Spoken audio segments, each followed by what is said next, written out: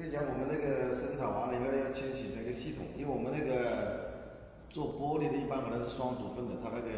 双组分期晚上不用的话，时间长了会固化，固化了整个系统就会被污染。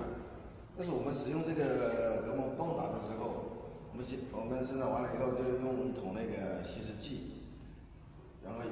通过这个泵，然后打上去把这个泵清洗了。然后这个轮子是要清洗的，然后还有油槽，油槽要把这个升起来油槽会抽出来，然后包括这个油槽拿出来清洗，清洗干净，清洗干净以后，就放到你第二年再准备生产用。所以这个双组分的容易固化的油漆，晚上是不能归液的，归液的话呢马上就固化了，固化的话整个系统就被油漆污染了，第二天就不好用了。所以一定要注意一下。好了。